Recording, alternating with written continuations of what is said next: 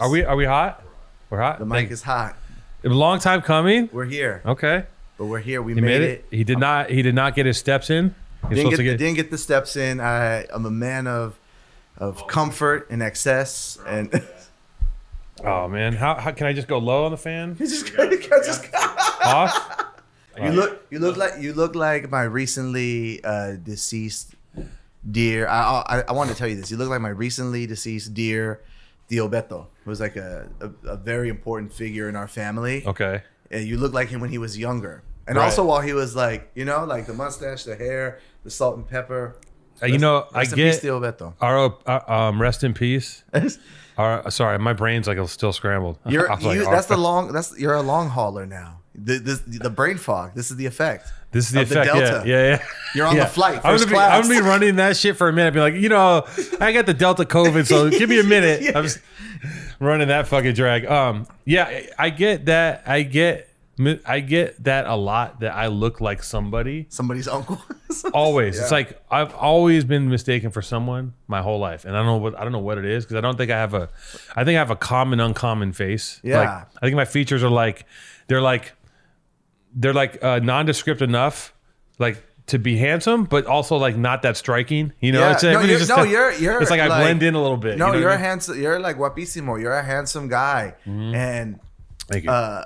When we did the Zoom podcast, because now my girl watches like all anything I do. Like, she does interviews and stuff and she was like, she's into like podcasts and stuff anyway, and she's just like, that guy Alex, he's guapísimo. He's super handsome. I'm like, go fuck Alex Two-Tone then. Yeah, go fuck Two-Tone. Yeah, is that what you're thinking about? You want a Spirit? You want to take the Spirit jet to LA? They just drop you right outside the border. Yeah, yeah. I was always the friends, the girlfriends, the friend of the boyfriend, and the girlfriend would be like, "Yo, your friend's hot," and they'd be like, "Well, I don't know what that, whatever." I just you're handsome. Yeah. No, I was like always lurking around single, and they'd be like, "What's up with that dude? Like, what's he up to?" And they'd be like, "You have an aura of mystery." A lot of mystery. Yeah, there's a lot of mystery. You're so much. You carry yourself very distinguished, but then you got the the badass tattoos, like. I'm a what do they call it? It's a fucking paradox anomaly, something like that. Anomaly. So yeah, Speaks is here. We're here. Maddie is not here. Maddie's here. No, this is Maddie again. This is It's me, Maddie. Speaky Speakerson. Yeah. Can we do that? yeah. I'm gonna just bust that. Just be Maddie. Just go into Maddie mode, and I'll just and just have your own podcast while I'm. Here's how you do Maddie. We'll get into a deep conversation, and you'll just go, "I like bacon."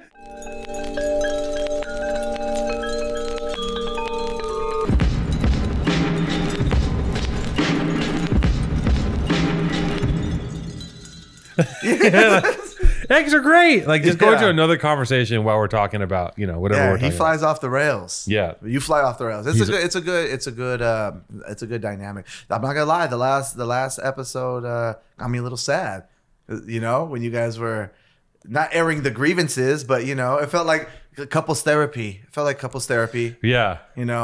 Well, we were on your deathbed. He was contemplating his empire and how unfulfilled he is by it. Yeah. No, it was deep. It got deep. Really? You think so? I think so. As an outsider, I'm like, damn, this is like. Oh yeah, because we started really talking. Yeah, it wasn't I like bacon or. Yeah. You're right. And I was. We're trying to pull back the layers on his. I think you asked him like, "Are you happy?" He's like, "At times I'm happy." I'm like, "Oh my god, you're right." Like, this is crazy. Right. I was like, I got a little bummed out. We got real honest on that one. We actually like it might have been the last hurrah. Yeah, that's it was feeling like. Yeah. No, I remember. That was in the middle of me being sick, and I remember talking to him and like it's the brain fog. Yeah, I was like, okay. I just started having a conversation. I was like, I'm gonna see if I can just have a conversation right now and really get into it because we had this conversation the week before, where Maddie's very busy, of course, and for him to do this shit in Canada, he doesn't like the Zoom. Like this whole thing was our whole thing. This whole podcast was like him and I one day hanging out, eating, and just being like, I'm being like, oh, I want a podcast. I think I want to try that. He goes, let's go do it. Pot it up. And we did it the next day, and we started potting. Like we bought the shit, and we just started going. Like it was just mania, that's right? Like a real hobbyist. Like you just when you go all in. Yeah. Like you're like, I want to start professionally like kite flying. We're like, oh, well, and you go to the hobby store and you spend 5 bands on the fucking that's the what Chinese it was like. box kite. Yeah.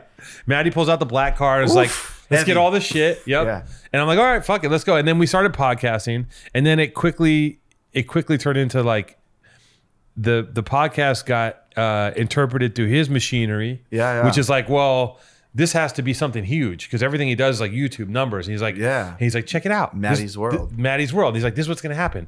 We're gonna fucking put this shit on YouTube. We're probably gonna get some revenue. You're probably pulling a couple $100K, like 200. Your end will be like 230 a year. And I'm going like, I'm looking at him like, what are you talking about? And I started believing this dream of like, wait a minute, I'm just gonna talk shit to this dude who's already got a following. I'm just gonna slide in. Because I've never been able to slide into anything. I've always had to push. That's not the way to do it. Right. And I thought this is the time I'm going to like get my little fucking backdoor action. Yeah. But it's always been me pushing a rock up a hill for years before anything happens. And this was like, oh, I did it. I finally am going to like slip in. You ever feel backlash from his fan base? Like, or have they embraced you as part of I think his fan base is like, I think Maddie's fan base is like this. Because sometimes I've read the comments and like, you know, it's like, oh, they're great. I love this. This is great. Hilarious. Like, fuck Two-Tone. Yeah. He's not funny. yeah. Like, why you gotta be so mean? I think what is the purpose of that? I think so I really wanted to know if like you were fully embraced. No, here's what I think. I think that I would guess, you can correct me. I would guess if I were to quantify it, I bet you 15% of his fan base loves me. Yeah. The rest are just like, who is that? Get that fucking guy out of here. We want to see Maddie do Maddie shit. Yeah. They don't want to deal with it. They don't want to deal with reality. They don't want to hear the truth, right? They don't want to hear They don't want to get real. They want to live in fucking chili dog land, and they want to fly around and everything's great. Everything's happy. Right. I want to talk about, I want to get into the nitty gritty, right? Like we did on the last show. Yeah. So to bring it full circle, long story short, we've had a blast doing it, but Maddie's whole thing was like, he likes to do this in person with me and hang out.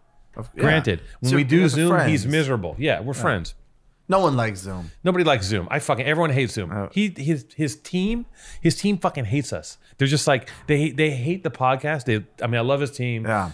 Lisa, I love you. She's a gem, but she hates doing it because there's no fucking revenue coming out of this. Yeah, thing. You are the bastard child of his empire. Yeah, you know, it's like being John Malkovich. It's like an actor deciding to like do puppetry. Yeah, puppetry. Maddie's like, I'm doing puppetry now, and everyone's like, oh fuck, you know. Yeah. And like, we don't want to see that. No, they want to see that. The puppet. Yeah, and so it's such a struggle getting him to do his thing, and eventually I was like, you know, I'm like, and I've been pushing him like, yo, listen, man, let's build this thing. Give it some time. I understand the podcast world. You don't understand what's going on because you're in another world. Yeah. Let it breathe, and it's gonna work. And I've been giving him the speech, and then one weekend I called him like, I was like, you know what? Fuck this, man. Like, why don't you just bounce? I was like, why don't you bounce, and I'll do the podcast, because I was like, I didn't want to have this tug of war, and it wasn't on some like. I wasn't trying to be a dick. Yeah. I was just like, why am I like, let things be what they're gonna be, right? Let's be organic. Well, he's also very busy. He's very busy. No, dude, like he's doing. I was getting bummed out when he's like, I have to schedule an hour. I have to schedule my bike rides and stuff. I'm like, that's no way to live, man. No. It's too much. You're trapped. It's too much. You're Jennifer Lopez in the cell. You're like, he's booked until probably like next. February. I never want to be that successful or have that many things going on. No, maybe it's for some, like if you're a mogul, and like, but not everyone wants to be a mogul, you know. Like I couldn't imagine like going somewhere and just being swamped with like at every moment with people wanting something from you, a picture, people trying to, you know, getting good with you. It's just that's no way to live. Well, you also are. He's like Justin Bieber. He's our Justin Bieber. He's, you know, he's the little Canadian, he's the little big Canadian boy who just, you know, blew up on YouTube. And you know, next thing you know, I wonder if he's going to have his Bieber moment, just go full like God. Like, well, no, he is like, you know, he's acting now. He's doing like that's tight. Like that, and then in the face of that, I'm like, oh, you're doing a TV show. I'm like, I would have the same attitude about this thing. I'd be like, I don't want to fucking do this. Yeah. Right. Like to me, this is fun and it's a great. passion project between friends, and you know. So we had this whole like, it wasn't even like we had a blowout. It got a little weird. We both were like, well, fine, then we'll just do whatever. And then we both text each other later. I'm like. We both text each other like 4 a.m. You up? Yeah, like WYA. Let's where you pump the at? brakes. Like let's not break up. Yeah. Let's let this thing organically be what it's gonna be. So like, if you can't do it, we'll do it. We were both angry. Yeah, we said some things. The drunk, horny ex text. Yep. We broke. Like we can still you know we can still hang out once in a while. It doesn't have to be absolute. Yeah. We can still hook up. Yeah. So. That's we could be adults. Yeah, we're still powerful truth angels. Yeah, Maddie will be doing the show. He's gonna be back. He's gonna be back. He's gonna be back until. I'm sorry you have me today. Yeah, but you had a good string of guests. I've had some good guests. Yeah, we got some. Andrew, we got some good ones coming up. Perico. Did you watch the Perico episode? Loved it. It was good. Loved it, and I loved it because growing up here, I think you touched on it. Like, if you're not from LA, if you're not from Southern California, like none of what he's saying is going to make sense to you, right? About like where neighborhood boundaries are, where you're where your grandma stay. That's a very real like growing up. You didn't want to be in a neighborhood you didn't know on a different side of town and have some say like, hey, where you from? Yeah. That's an invitation. There's no right answer for that. Yeah. Because you're not from here. Yes. And so you can say anything like, oh, I'm from the Church of Latter-day Saints. Yeah. And they'll find a reason to fuck with you. You know, you can say anything. Yeah. Like, your best bet is to be like, I'm from Berlin. Like, just pretend you're not even from America. Yeah. You know what I mean? I'm from just try to speak Bjork and shit. Yeah. I'm Bjorn. I'm from just be Iceland. I'm from Iceland. Yeah. I'm Icelandic. They're like, no, why you wearing Dickies, cuz? Like, yeah, dude. No, for real. And like, it's a real thing. So like like what he was talking about really just brought back a lot of, you know, it's kind of triggering, you know, because my brothers were in some shit and because of who they were. Where did you grow up? Dude, East Los Angeles, bounced around to like Southgate, Downey, and then it just got. How old are you? I'm 34 now. Yeah. Yep. I had to think about that. Yeah. I don't count my age. Yeah. That's not my industry age either. No. Like, I'm not like, Yeah. It's way different. Yeah. I'm not like Ty Dolla $ign like, yo, I'm 25. It's like, no, you're not. You're clearly. It's like you are 40. Right. Like, well, some people have a young old face, right? They could be like 18 or 46. You just don't know. So that shit is, you know, there's always like cholos trying to like beat me up, steal my bike and stuff. Yeah. So parents both working. All right, man. Well, we can't do shit for you. Like, just learn how to punch back. Like, you know. Yeah. So yeah, it just reminded me because we grew up in East Los Angeles, but my grandmother, her house was on 85th and Avalon in South Central. So, and she was like the only Mexican lady like in the hood, like in that neighborhood. Yeah. And so just you know, you learn some lessons. You learn some lessons, and then you don't realize like, you know, it's just, oh, this is like everyday shit. You don't realize like how traumatic it is till you're like out of it. Yeah. And you can take a step back and start like peeling back the layers. Like, oh shit, yeah, I guess it's not normal for like the police to like kick your door and looking for your brothers or. You know, like while you're home alone, latchkey kid making top ramen, like so it's all right. It's also, you know, it's interesting too. I was thinking about so I felt a lot of what he was saying. Yeah, like I was thinking about too. Like when you're, you know, when you grow up that way, like as you get older, you don't understand. I think a lot of the problems of people getting older is that they don't understand that everything's changing. And everything is getting different, and if you like, that's what's wrong with people of a certain age is that they get stuck in this way of thinking. And like at that time when I was a kid in the '90s, I didn't think anything was ever going to be different. I thought this is the way the world is. It was brutal, right? Southern California, Los Angeles in the '90s. It was wild. Was brutal. I was like 6 or 7. I forgot how, and I vividly remember just clouds of smoke and shit on fire, like watching it from my grandma's crib. Right. Like And then now, 30 years later, whatever, you see these fucking documentaries about the riots, and you're like, holy shit, like that was a reality. Like, oh yeah, we've lived through riots, we've lived through, yeah, it was active, man. I've seen a couple riots. I've seen a couple good riots in LA. I mean, like I remember like the '92 riots when the Lakers won the third of the three-peat, and all the cholos burnt down the Staples Center and flipped cop cars, and that was. Oh, I don't remember that one. Yeah, there was always something. Right. And like, it's just, I don't know. It's weird. Like, and like trying to. My girl asks a lot of questions because she's from Cuernavaca, which is like an hour and a half outside of Mexico City. Right. And like, just like comparing the way we were like raised and our upbringing and stuff. But, they had their own shit. Like when she was a teenager, it was like narco town, narco wars. Right. And you couldn't, she's like, oh, you couldn't go to the mall. You couldn't go to, you couldn't go to a restaurant. There was always some shit happening. Right. So it's just like, you don't really realize it when you're in the thick of it. Yeah. Because it's heavy. Yeah. Not to get like all depressed, this is the shit I talked to my therapist about. Right. She's pretty cool about it. Yeah, I mean, but even then I feel like she doesn't like, they get it. I think it's their job to like help guide you. But I was like, you will never understand. Like if you've never, seen the police beat the shit out of someone or like seen a homie get shot or stuff, like you like, how could you help me like unravel these memories and navigate these repressed feelings, like because you don't relate, like I don't know. Are you talking to your shrink more about environmental trauma or like shit at home with your folks?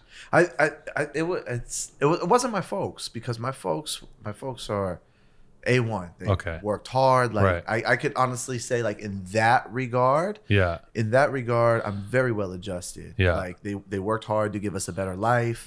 They we didn't always have money. Like I remember bounced around a lot, losing apartments, losing our rental home, dad's truck getting repossessed, just like shit like that. But they were trying, they weren't drug addicts, they weren't, the pedophiles. Love was present. Yeah, they were. Yeah, the love was present. But it was just the core of the family dysfunction always came from the shit my older brothers were in, because they always brought it home. Right. And I never understood, because my parents were solid. They still are solid. Like even to this day, still together. Yeah, and wow. even to this day, my mother will still answer the phone from my older brothers, because they're still in and out of jail. Yeah. But hey, mom, like she'll still answer the phone. Yeah. Can you put money on the books? Can you do this and that? So even though they caused so much chaos. Yeah. And like, when my uncle passed away in November, I was like, I have to come back and I have to go to the funeral. This is an anchor of our family. So I flew in.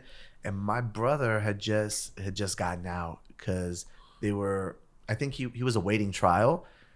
And so they were just letting people out because of the pandemic. Yep. Like, the courts are closed anyway. We can't, So he pulled up to my uncle's funeral, like fresh out of jail, like in a Porsche SUV. What is it, the Cayenne or something like that? And I'm like, what the fuck? I haven't seen him like in like 10 years. And the only time like he hits me up is if he needs money. It's like, you get the call from the county or from this is the state corrections with a collect call from your call might be monitored. Yeah. So he pulled up and like he pulled me aside, hey fool, we're like, fucking proud of you, fool, and like, and I'm like, yeah, thanks, man, like let go of the resentment, I was like, what, it's not the time for that. And he's just like, I was just really thinking, man, when I was sitting down, and like, sorry for all the trauma I caused you, fool. And I'm like, yeah. Like, where did you learn that? Like, yeah, I've been reading and shit. Like, of course, reading the Bible and it's all that's crazy. You go to prison enough time, you're gonna find God. But it's crazy that he has that language to be like, I'm sorry for the trauma I caused you. Yeah, and I'm like, never in a million years would I ever think that fools like that would have that kind of like, you know what I mean? Yeah, I mean, it was really like. And then we got to talking more, and he's like, once I fucked up as a juvenile, it's just it just snowballed. Right. I just couldn't get it together. Yeah. You know, they were into all kinds of shit, meth and stealing copper from the fucking train yard and just like. No, like real. That goes hand in hand with meth. Yo, some Stealing real copper. like Scante shit. Some real like some twacked out. Yeah. And like Scante gathering. Yeah, the gathering, the Scante. Once the ball and he's like, and then he's like, yo, and then he's like, once the ball started rolling, he's like, I could just never get my footing, and he's like, yo, he's like, I haven't been rehabilitated. I've been in and out of jail since I was 16. Yeah. You know, he's like 40 now. He's like, I'm not rehabilitated.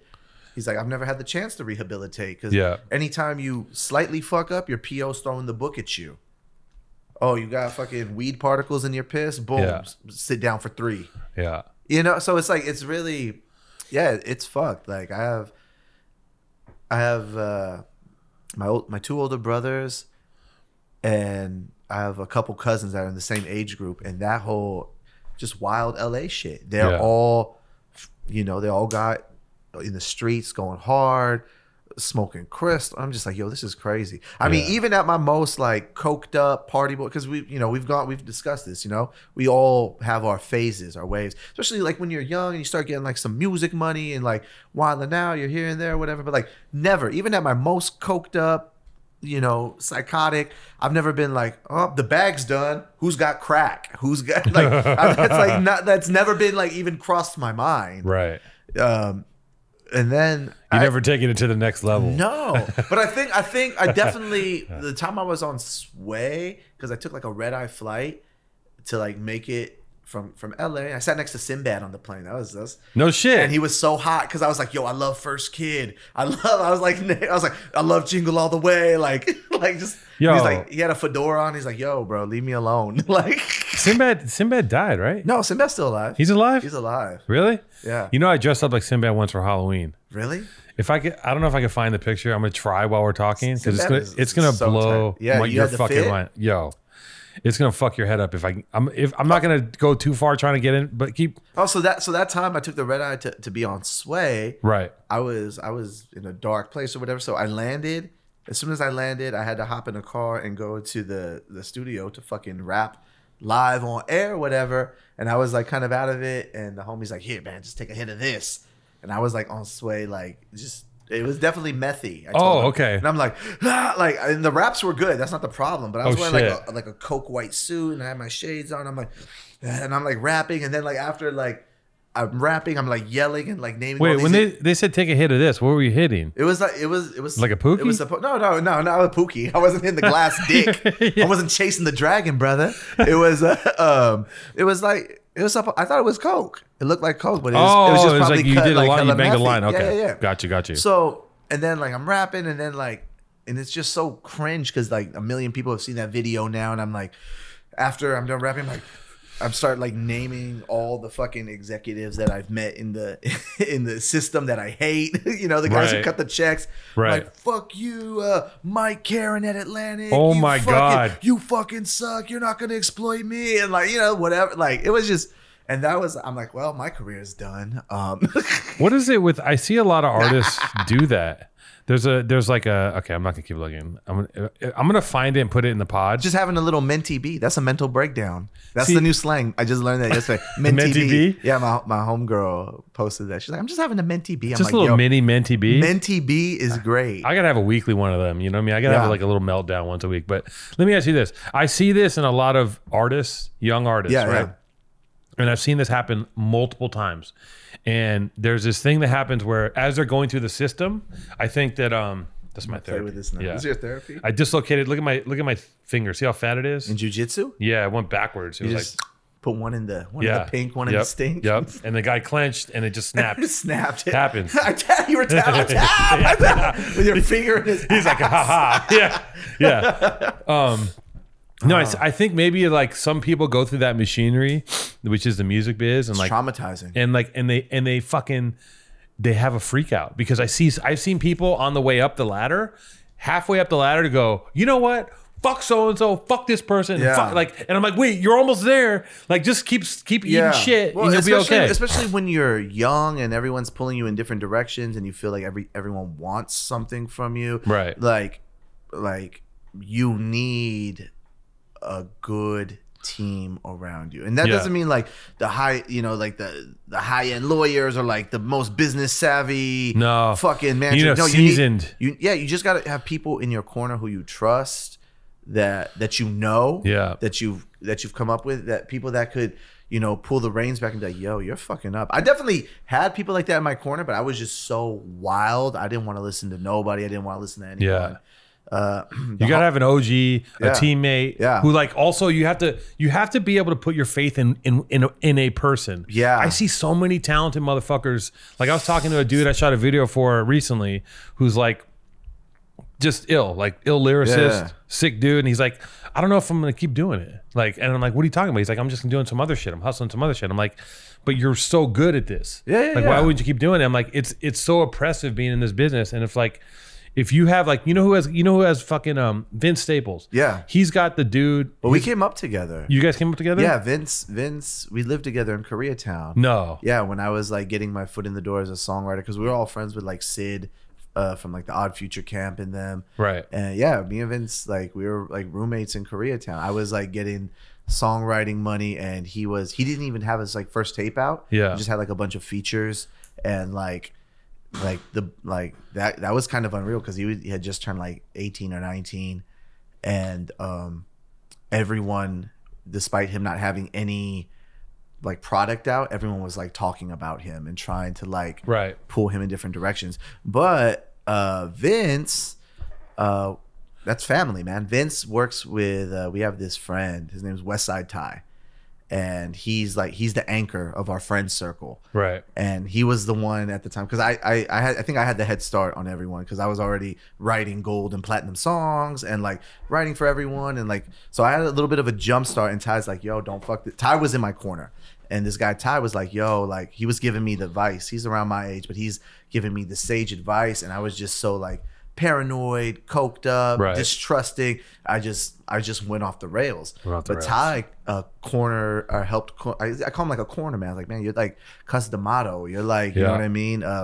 Ray Arcel or Angelo Dundee is like, you have the sage advice. You could be a champion caliber, whatever it is you're doing, but you need the people in your corner. And Ty, and so I went off the fucking rails, and Ty and Vince went really hard, and Ty was doing the sound design for Vince's show, the lighting design, going on the road with him. And shout out Ty. I was just over at his house 2 days ago. But yeah, we still talk about that. Like, he's got a manager. I don't know who he used to. Corey Smith. Exactly. Yeah, and that who's dude done like De La Soul. Exactly. That Quali dude. And Dave Chappelle. Yes. And that guy, like we dealt with him. Like we've interacted with Vince through Born and Raised, right? Yeah. And like I think I did like a logo for one of his things, and like anyways, dealing with them, that dude, he was just like so on his shit, no fucking around, and Corey, he's like, Corey don't play, and he's like, he I think it's a very rare thing for him to see what this person is, and know how to nurture it, right? Because he sees what it is, and if you look at Vince's shit, he consistently is doing like, he consistently is like staying like he consistently is working outside of the box, and finding new ways to do shit, and he's staying ahead. Absolutely, and he's building something else. And you have to have the long vision. Like at this stage, like I think Vince just turned 27 or 28. At this stage, he's been in it 10 years. Right. And just having the vision to be like, okay, I'm gonna work with these producers. I'm gonna work on these visuals, or the way you merchandise, the way you present your Vince calls it product, the way you present your product. It's always been outside of, all right, I'm gonna drop the hot single, I'm on the radio, I'm a famous rapper, what's up? So it's a long game, and you've seen the progress in the projects, the presentations, everything. And he just got his first #1 rap album last week. Right. That's a #1, for it's a long process. And I think everyone's journey is different, right? Everyone's not going to be fucking Meg the Stallion. Everyone's not going to be Drake or whoever. But if you're constantly pushing yourself, reinventing the way you present your music and your art, it pays off. I've been doing this around like the same time, and it's always like it's growing and growing, and just like It's not always the most lucrative, and it's very frustrating at times. Yeah. Especially when you're doing shit that like people don't really get. Yeah. And then, you know, 2 years later, they're on the same shit. You're like, yo, wow, that was me 3 years ago. We've already like smashed those walls down. Yeah. So, but it beats having a fucking job. Yeah. But at the same time, it is a job. And, it is a job. Yeah. No, I get lost in that shit all the time. Yeah. Too. It's a job, and there's a lot of responsibility. There's a lot of people who depend on you. Yeah. And sometimes I make the jokes like, man, I want to fucking beats having a sometimes boss. I'm like, yo, I want to, like, when I fuck up bad, I was like, damn, I wish I could just fucking fire myself. Yeah, I was like, this is like, you know, because when someone on your team, you know, whatever, you know, everything goes wrong. So anything could go wrong. It always comes back to you. Yeah. Even if you're not the one who fucked up, because right. you're steering the ship. Yeah. And so I was always good at the art part and not so much the business. Yeah. And now it's like, okay, like now I'm getting there, and you know, it takes some time. Yeah, I mean, I think late that bloomer. I'm in my Bernard Hopkins. I'm trying to like really peak at like 36. Like, yeah. You hit 36 and now I'm world renowned. Like, well, there's you can literally go, once you kind of establish yourself in one arena, you can look at things and be like, there's so many directions you can go in. There's a world of opportunity. It's just being really clear headed. Yeah. And making proper decisions. Yeah, absolutely. And that's what the thing is about Vince, is that I can tell from my interaction with them is that they're so clear headed. Yeah. And they're so just like, those dudes are like lasers. Like, they're just like, nope. Super focused. Super focused. Yeah. They're like, we don't like, they'll kill 10 things to get to the 11th thing that's good. Like, they're just like, this is what we need. And like, you know, that's the process, the creative process. And everyone has a different, like, everyone's got a different Vince path. on the show. I think he's making the rounds, and he's more comfortable talking in front of people. Who? Vince. Now he's hilarious. That you know, but like there was like, you know, he doesn't do really too many interviews and stuff. It's a good way to navigate your career. Yeah, and I think like all that stuff too is like, you know, if you look at the music business and all these other things, like there's, you know, you talk about like Megan Thee Stallion, you talk about like people that pop off. Yeah. Because I deal with this in my business, right? Yeah. Like I'm looking at like doing clothing or shooting videos and things, and like there's these channels where you look at another person, you're like, that motherfucker right there just shot the fuck up in 3 steps. Yeah. You know, he fucking like, but everyone's trajectory, and everyone's career path is different. And I say this a lot. That's like probably the best advice I could give to like a young artist and stuff is like, you know, if it doesn't happen overnight, if it doesn't happen in 2 years, 3 years, like, okay, like that's a possibility. Like, what are you gonna do? Like, are you really about this? Do you want to continue on? Do you want to be famous with one song in a TikTok, or do you want to make, you know, art for the rest of your life and make your business art, right? And like and center your life around it, right? And that's where I'm at, and I like it. So it's, you know, me, I'm always like buscapletos, like I'm always like looking for like a fight online, or, you know, there's always heated exchanges with people. And my favorite is like when someone of like a younger generation is like, well, who the fuck are you? That's their go-to. No one even knows you, right? Like, you don't have 1 million followers. Yeah, you're not on the radio. Like, no one knows you. And I'm like, that's your metric. For being how many followers you have. Yeah, that's your metric of like how successful or how the impact you're making. I was like, I don't want I mean, like, if it happens, whatever. And like when those like freestyles and stuff go viral, or like the projects get like acclaim or something, like there's more eyes on it.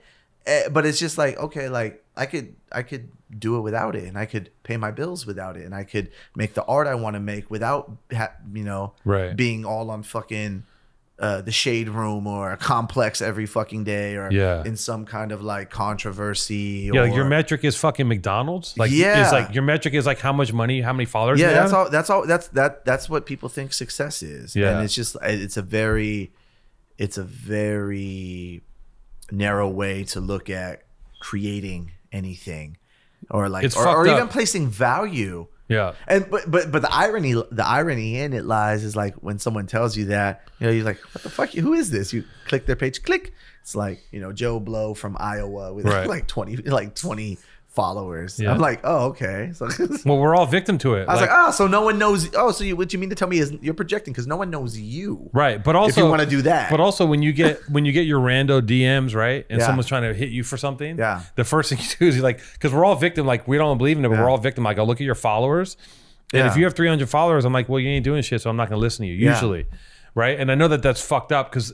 You know, it should be quality over quantity because, like, but that's also like we're forced to think that way, right? And, dude, I had that moment this morning. I got asked for the fucking head of the president of A&R at Republic sent me a DM, and his profile so low key. It's not like hella industry. Like I'm schmoozing with the Migos. I'm at the OVO mansion. It's just like, but like, I'm like, who is this? Like what? Like, I'm like, is this a scam or something? I click on it. I'm like, oh no, like we have a couple mutuals who are like, like really up there. And I'm like, oh, this guy's like 1,000 followers, mad low key, but he's the fucking president of A&R at Republic. And he's like, hey, can you send me an email? We've been trying to like clear the sample from you. Right. And I'm like, ooh, well, that's a check. Yes, I will actually. Yeah. But you know what I mean? Like, that, like some of the like the people who are like really getting it aren't really out there like that. No, because like the flex and the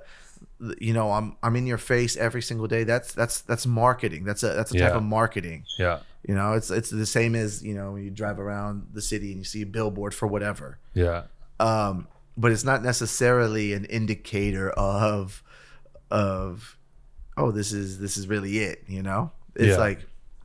Yeah, the most like baller, some of the most baller people I've ever met in my life don't have no Instagram, don't like Twitter, nothing. They just that's the dream. But they got the fucking big ass boat in the marina. Take that. Yeah, it's nice. It's nice. Yeah. Like that's like I'm happy as a fucking clown, man. I'm just at the house, like wake up, do my stretches, run, and just work on whatever creative shit I want to work on. Feed the cat, Feed the cat. Go have lunch with my girl. Like, yeah, you gotta feed the cat. We got two. Conchita I adopted Spider Cat. I love him.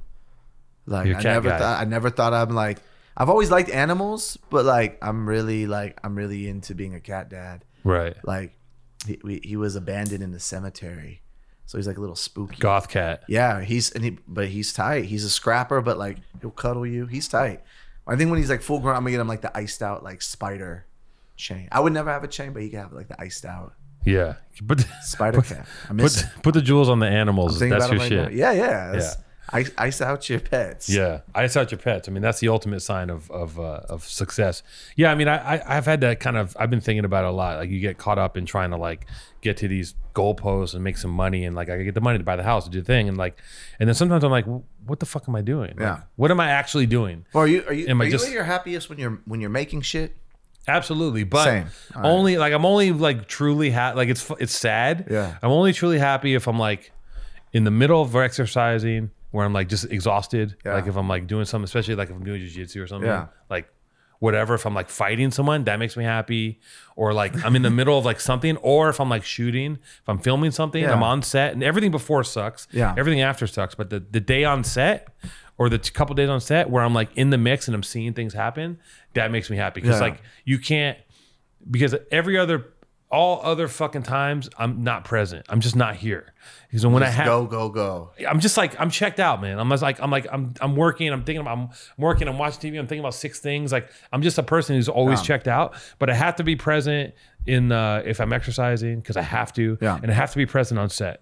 And those 2 times, like, and the other time I'm happy is like if I'm just drawing my own shit. Like if I still like just draw a graph and shit, I'll sit there and zone out for a few hours and just draw graffiti. That makes me happy. Yeah. Everything else is like I'm sorry to say is fucking just like me just like being neurotic and just fucking checking and trying to escape reality. Yeah. No, I relate. I try explaining this to some friends. They're like, "Are you paying attention? Are you listening? Are you here?" And I'm like, "Yeah, I'm here." But like, I was like, I wish you could see into my brain right now and see what I'm seeing, because there's literally 10 different things happening. Ideas, bullshit, memories. It's just like I'm being bombarded at all times, and what comes out is it. I'm like, I imagine myself like on a hill with a butterfly net, like trying to like, catch one of the thoughts that fly by. Yeah. And then whatever I catch, okay, that's what comes out. Like it's a lot. It's like 80% bullshit for me too. Like, yeah. I always think about old episodes of The Simpsons,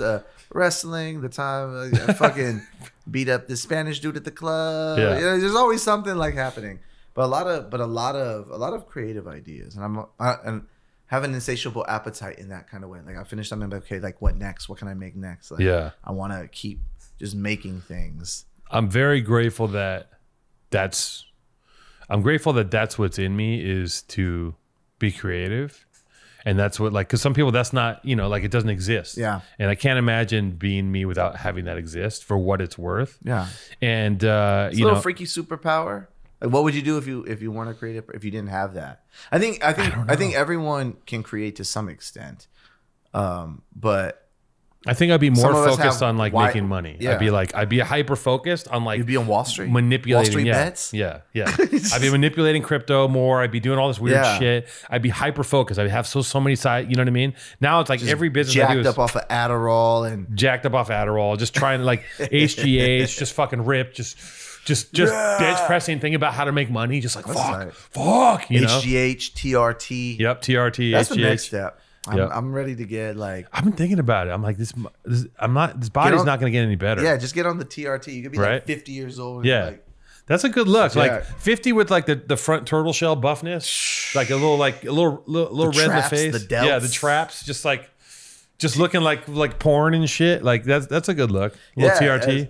I've delved into, because I hurt my shoulder, and I went and I saw like a sports trauma specialist. Yeah. And he's like, okay, like you have like a minor tear. We don't need surgery for it. So like we're gonna like shoot you up with like some cortisone, some other steroid, and like it should heal. Get your mobility back. But then he was just like, I know it's like, how you feeling? I'm like, well, like I run a lot, and when I move my knees, you hear, and he's like, oh man, have you ever thought about stem cells? We could like shoot you up with stem, because like you could get it in Latin America, and like, and if you, I mean, it's not expensive, but it's if you got like 5 bands, you could shoot your knees up and build that cartilage back. I'm into it, and I've actually like contemplated it. And he was telling me about like, oh yeah, and like when you hit 40, like your testosterone's already in decline, but we have TRT, and I'm just like, yo. Well, the stem cell, I feel like all day go. The TRT scares me because I'm like, okay, what if I lose something I already got? Yeah. Trying to get something I don't have, like my fucking hair or some shit. Yeah, right? it might, because the body's not, like you're putting crazy levels, unnatural levels of testosterone, right, in your aging shell, right. And I don't need to get hornier. Like I'm like, my horny levels is just where it should be. You don't need, if you have rhinos, you don't. I just don't need to be more. You obsessed ever taken a rhino?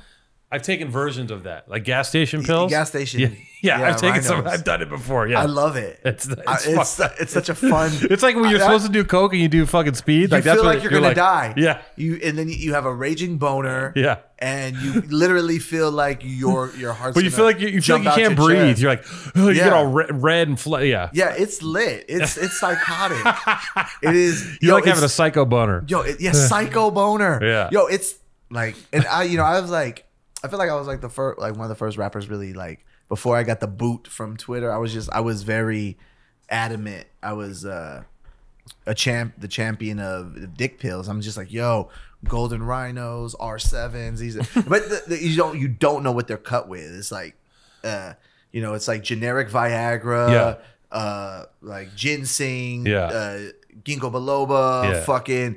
And like low grade meth, like drywall meth, and it's some dude in India just like like it's just horny goat weed. That's horny goat weed. Horny goat weed. There's like the health and all that shit I heard too is it just has a little bit of Viagra in it. Yeah, everything, all that shit. Like there's one called like Steel Libido. Oh, Steel Libido. Yeah, African Superman. Because Africans. I think that stuff is fun. It's if you got, it's fun. What if you take it though? What if you take it and what's supposed to happen doesn't happen for you, and then you're stuck in that frame of mind? I was just like tweaked. Like you're just tweaked. You got to fucking. You might. I mean, but anytime you put anything in your body, you could run the risk of going over the edge. There's like, I know people who took acid for the first time and they never came back. You know what I'm saying? Like you're like, I don't know if that's a testament to the quality of acid or just your body reacting. No, I'm not saying not coming back. I'm saying let's say you're single. Yeah. You got someone lined up. She's coming over. 4 a.m. AM. You go to the fucking Arco. Yeah. You take it, and then she cancels on you. You buy a Monster. Yeah. Then look, this is what you do. You buy you go to the Arco. You go to the AM PM. You buy a Monster. No. I'm palpitating. Yeah, you buy a Monster. You buy one single Swisher Sweet. Yeah. Not Swisher Sweet. Black and Mild. Okay. With a plastic tip. Okay. And a dick pill. Take the Monster to the to the head. Yeah. And you smoke the Black and Mild. Yeah. Like you don't gut it. You just smoke you just smoke. You don't even. You just smoke it with a tip. You smoke the cigar. Then you pop the dick pill, and that's like a 3 hour. I don't know if you've ever smoked a Black and Mild. It's like a 3 hour process. I've never smoked just a Black and Mild. No. So slow. No. Now, in my like college age party days, like when I was around like 21, that was my go-to. Like the original recipe, 4 Loco, and like drink 2 of them and smoke 2 Black and Milds. I never had a 4 Loco. The original one? Never had any of them because I get high and then I get sober. I've been sober for like 5 years. Yeah. Well, this was like we're talking about like 2006. I was sober through the whole thing. Really, through the whole wave? I never had a 4 Loco. I never had a White Claw. I never had a fucking. I missed out on like a whole bunch of that. Well, the 4 Loco was shit. fun because like you if you finished like one, like there's a chance you could black out and shit your pants. And right. It's fun. It's a reckless time. It tasted like flavored gasoline. Yeah. Like it looked watermelon crazy. Gasoline. It looked crazy. It was a time, and fools were like 19, 20, just listen, Big Boo's is always gonna find a way. Time. They're always gonna find a way to fuck up young kids. Yeah. Right? Like remember when St. Ides came out? Remember 8-Ball was a thing? And then St. Ides came out. Like 8-Ball was adopted by the culture, and then St. Ides marketed to the culture. Yeah. And then people were like, "Yo, this shit is poison." And then it's not good for you. And then 4 Loco, they just keep coming out. Then they're like, "Oh, let's do a fucking white version of it." And it's called White Claw. Yeah. And then that shit. White Claw's like Zima. It's like Zima. Yeah. It's like Bartles and James fucking Zima. Yeah. But you could drink like the bitches love White Claws, man. It's ubiquitous. You White at the function, you got get clawed up. Yeah. You're trying to get clawed up. It looks innocuous. Yeah. It's chill. And next thing you know, you're fucking Topo Chico has a hard seltzer. It's really refreshing. I'm into that. Yeah, the hard seltzer game, man. I feel like the bubble's gonna burst on that too, though. There's like, it's just in the moment thing. In the moment, yeah. I don't see it lasting 10 years. What's after that? Actually, I hope we go back to heroin. Let's do some. Go back real to shit. Heroin. Heroin and jazz. Yeah. Like let's. That's like when is everything. Let's nod the fuck out. Listen to Miles. Yeah, everything goes back in circles. Yes. When is heroin and jazz coming back? I'm not talking about opiates. I'm not talking about. You're talking about lean. About black tar. I'm talking about spooning. I'm talking about just shooting fucking dope. Yeah, and then going to fucking the Grand Star till fucking 4 a.m. and listening to some free jazz. Dude, why not? Let's chill out. Let's chill out. That's a little where bit. I'm at with it. Yeah, I'm ready for that. Let's get into heavy opiates, get into some opium, some heroin. Let's chill out, listen to jazz, and just fucking, just preserve ourselves. Yeah. Because the dudes that do heroin, they look great at the end of the run. Do they? Yes, they're well preserved. Like Charlie Parker died when he was like 25, and the coroner thought he was like a 50-year-old man. Maybe not him. I mean, if you have the money to get the blood transfusion, you're all right. The heroin will preserve you. Look at the Stones, man; they're still going. Oh man, they're horrible. They shot so much. It's fucking scary. Yeah, it's that. Yeah, they look like heroin. Yeah, this dark. It got dark. So so you went to you did the leakers last night? I talked to your boy Sour Milk yesterday. Yeah. And I'm not gonna lie, the only time I don't give a shit about party. I've been to every festival, every party, every fucking thing ever in the history of life. But the only time I really had FOMO was when you guys threw the Florentine Gardens. And so me and Sour Milk were talking about that before I did the leakers, because he DJ'd, right? Yeah. And Irene closed out. Yeah. And these are like very pivotal moments, like the Florentine Gardens, like. When you're being Mexican American is its own identity thing, but like that era of party crews and electronic music, warehouse party, it's very ingrained in Mexican American identity. Like all my cousins, shaved head with the fucking Fernando Vargas bangs, you know, like rebel crews, Rebels, party lines. Yeah, party lines. Yeah. Yo, like Richard Humpty Vision, fucking Felix the House Cat, all this stuff. It's like, it's a big part of being Mexican in Southern California, Mexican in Los Angeles. And that was my all my cousins and my brothers era. Like my brothers are gangbangers, but they'd go to the warehouse party, hit the Nas tank, drop that Tetris, you know what I mean? Like, it was serious. So when I saw that, I got a little FOMO. I got a little FOMO because I'm like, man, I should be there. Yeah, should have been there. I wasn't. Yeah, it was a hell of a party. It was scooping like my cat shit. You're going through the litter box. I was going through the litter box. Yeah, we were just fucking raving up. Yeah, watching Gossip Girl. The new one. I love it. I'm into it. Yeah, the power tools thing was wild. It's crazy seeing like the kid, like it's just crazy seeing the crowd coming out because the kids love that shit. They don't even know what the fuck Florentine Gardens is, and there's people that were at Florentine Gardens back in the day, and then there's people who just want to party, and that mixture of people is just like. No, I saw like people from like all sides of the city, all sides of LA culture. Yeah, like everyone was like people who I know weren't there or don't like really maybe understand the significance of a place like that. Yeah, but it's just like, man, that's crazy. Yeah, if you look at there was another place. Remember Peppers? There's a place called Peppers. Oh yeah, you're getting so that's getting so because Florentine Gardens was mainstream. Yeah, and Peppers was like super mainstream, right? Yeah. And like Florentine Gardens, but Peppers used to have like Richard Humpty Vision. Yeah. That whole scene exploded. Like when I was in high school, it was before. When I was in high school, we were going to house clubs and shit. Yeah, but it was like when it was still very, very, very underground and very like it was like. Club kids and people. There was a guy named Rocky Raccoon. Oh yeah, a person named Rocky Raccoon who dressed up and like his whole crew or their whole crew was just like I remember seeing that in high school kid in the '90s and being like on fucking Molly, candy big flipping, ass jeans. Yeah, big ass jeans. You know, it's like shaved head, and then Rocky Raccoon comes in. I'm like, holy shit, what the fuck has happened? Like it was like mind blowing. Yeah. And like you go to these things and like the places are dressed up like a fucking, you know, it was old rave shit. Yeah. Like there was like it was like a haunted house but on acid. And you go in and you're just all those crews had real like sick names like Forbidden Styles. Yeah. Twisted Elements. Tropical Fantasies, Latin Teaser, all that shit. Yeah. Twisted Elements. Twisted Elements. I love Forbidden Styles. Like it's just a bunch of like cholos like in Junko jeans. Yeah, and that shit exploded. I remember watching it go from like when the shit hit East LA, that shit went fucking bananas. Like it was like not like it was like almost like for a minute it eclipsed gangbanging. Yeah. Like there was almost more rebels than gangsters for a minute. Yeah, well the rebels were like the gangsters' little homies. You know? Like all those guys ended up like getting put on the set and stuff. But you know, it's like it was literally cholos. They were free for a minute. They were free for a minute when they were on the dance floor. Yeah, they were free. Know? Yeah, but then they started fighting though. They started beefing and shit. Like they're like, oh, like that's so and so. Like his brother's from this gang, from that gang. Like he's MS-13. He's this that. Like it got pretty crazy.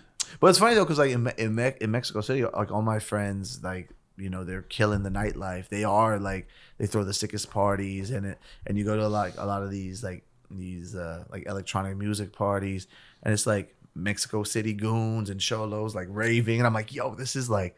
This is like what I grew up seeing. Yeah, it's crazy. Yeah, but so I had a little bit of FOMO. But I was talking to Sour Milk about that. And and then he's like, yo, man, it's good to have you back. Let's fucking rap and, you know, let's promote your album. I let the whole clip off. Maybe by the time this comes out, maybe it'll that appearance. Shit, this is coming out tomorrow. Oh shit, tight. Tight. Swing the dick. Yes. Swing the dick. Swing the dick. You gotta you should just take like the podcast in a whole other fucking direction. You should just turn like AM helicoptering? AM ASMR? No, not ASMR, like fucking like you should just like sports talk radio. You should have buttons now where your sound effects. I'm gonna blow you up. Someone makes a good point. Yeah. That's right. So swing the dick. Swing the dick. You pull out the dildo. Cowbell. Maddie comes back. He's like, yes. This is what the fuck I'm talking about. Yes, my children. So you're watching Gossip Girl. Yeah. The new Gossip Girl. Yeah. They only had like the first 3 episodes up. Yeah. I watched a little. I never watched the old one. Me neither, but I've heard lots. I've heard lots of things. Yo, this is fucking crazy. There's in Mexico City, there's, you know, you could like, people don't give a shit about copyrights or anything like that. Yeah. There is like this like real tacky like cafe where you have like pastry, have breakfast, chilaquiles, whatever. It's called Cafe Serena, and it looks like a fucking, you know, like gaudy Persian furniture, but I guess it's based on the original Gossip Girl. So I walk by, I'm like, who the fuck would want to be there? And it's like Cafe Serena XOXO, and I'm like, and my girl was like, yo, it's based on the old Gossip Girl. Of course, it's not licensed or whatever. They also had a Harry Potter themed restaurant. I'm like, yeah, I'm like, this is not. Hell no. I'm so down. Yeah. Are you kidding me? Yeah, no, it was lit. But like the Mexican Harry Potter restaurant? Yeah, and it looked like fucking Hogwarts inside or whatever. And I'm like, this is Hogwarts with narcos and shit. This is not authorized. That's so fire. Like, and that's, you know, like bootlegs, pirateria. That's just ingrained in Latin American society. Well, you even see it here if you go to like East Los or like Whittier, Southgate, Downey, the little, you know, the taqueria with the bootleg Mickey Mouse painted on it. Or like, that's the shit. Yeah, it's just like, or like the tire shop, and it's like Goku, like from Dragon Ball. Like, yo, bootlegging, like if you grew up in that environment where everything's bootleg, think about everything else that like the entire, I work in an entire industry where it's all fucking bootleg. That's the all whole it shit is. is fucking ripped off. Everything's ripped off of something else and it builds something, it builds into something great eventually. Yeah. You start in one place. Yeah. But so okay, you're watching, what else are you watching? Jason, will you do me a favor? Will you give me a fill up, please? What else? I'm gonna, you know, I'm talking. I'm putting in work. The whistle. Yeah. What else have I watched? I watched the QAnon documentary. Like, hell yes. I've just been watching like hella. I mean, I've been like working nonstop on music, so like the times like really I watch something is when, like after I get back from the studio, maybe I can't sleep, I'll turn whatever's on. HBO Max just came to Mexico like 3 weeks ago, so I got all the subscriptions. There's a lot of good shit on HBO Max. Yeah. So I watched like this this may destroy you. I may destroy you. That one's good. The one, the English one. Yeah. That one's good. That one's good. The QAnon documentary was the QAnon doc. I was like, oh man, these 4chan fucking nerds just manipulated the whole fucking. These for a minute I thought my brother was QAnon. These spiteful fucking nerds basically changed the course of history. They fucked up. They fucked the whole world up. Like it's fucked. Insurrection. Like, they're gonna, when they write the history books, that's the nail in the coffin of America. Is these fucking nerds on 4chan. It's like you can't make that shit up. No. Like it's just very American. I was thinking, it's a fucking. I was thinking about that dude the other day, like driving around in Japan, being like, "Have you been to Soapland?" And like he does not even trying to put, like, they're so out. They're such nerds that they're like, they don't even have any shame about being perverts. Yeah, they're just like, no, they're disgusing. They're like, I have to get my sex robot. Like they're so fucking autistic. Yeah, and they had the fucking like the dude had like the anime sex robot in his fucking house, and have you been to Soapland? Yeah. Wild. He's like, sometimes you get soapy there. Like it's just like, what the fuck? And then did you guys have what was your guys' sponsor, the Japanese Goshi? Yeah. Shout out to Goshi. I don't know where they went, but Garrett, what's up? We need another. Let's go. No, Goshi. Wait, you guys even have? Did Maddie left and all the ads went with him? There's no more ads. Maddie's still here. Everyone, advertisers. Maddie's gone. I talked to Maddie. He's not coming back. Maddie's coming back. Angels. He's not coming back. Angels. He's coming back. Angels. Listen to me. This is Powerful Truth Angel. Leader number 2, and Maddie will be back. He's just on hiatus. Number 2, Overlord. Minister of Information number 2. Yep. Maddie will be back. Understand my coded lingo and speech and my hand gestures. Yep. No, he's coming. Have you ever been? Speaking of Supreme Leaders, have you ever been? This. What is that? Is it? I smell burnt tire somewhere. Is there a fucking skunk outside? You smell that? It's meth. No, is a hobo, a drifter smoking meth out by the dumpster. No, so there's like this chain of vegan restaurants, The Loving Hut. No, have you ever heard of it? No. They have a few, like, I don't know if they have one in LA, but I've had one. I've been to it before in San Diego, and it's like vegan, like Thai food. It's really good actually. Okay. But you go there, and it's a front for this like propaganda. Oh. Yeah, and so they have like the TV. There's like a cult, right? Yeah. It's like, and I forgot which country it originates from. So like you're eating and the food's good, and then like the whole time they have like these videos, like the flat screens, like, oh, this food was brought to you by our supreme leader, and like and I'm like, yo, this is batshit crazy. The food is great prices, good Food's quality, good, but you're being indoctrinated into this. Cults are so fire. Yeah, I love that. Like, because I think every like organized religion's a cult. Yeah, but they're just really big ones, right? Yeah, But I mean, I think the idea of like deciding to be a cult leader, right, and deciding like I'm going to start a cult, and like being like, because like I like the idea of like, you know, we have a world that's set up and there's ways to like, we have to make a living and we have to do jobs, but there's also things outside those. For like 90% of the world does this thing where they go to school and they get a job, or like they don't go to school and they get this job. But there's all this, there's a whole thing of outliers who find other ways to live their life and make money. This guy's just like, well, I'm going to Waco, Texas. Yeah. I'm Jesus. I'm having sex with everyone. I'm gonna fuck everybody. And I'm men, like, fuck women, children. Yes. And when that's how he was. Just fucking like underage girls. David Koresh, right? Oh, and by the way, we just got straps, and we're gonna have a shootout with the fucking ATF. Yeah, feds didn't like that shit. They blew his ass up. Yeah, they didn't like that, but David Koresh was catching bodies. Yeah. No, the cult lifestyle, like, yo, I have a cult, I have a chain of, like, think about how bizarre this is. I have a cult, I have a chain of vegan Thai restaurants where we're trying to indoctrinate vegan people into eat, you know, and like, I'm sure they suck in a few. Of course, because because it's like hypnotized. You're like, yo, what is this? Like, what did I just see? That's like Cafe Gratitude.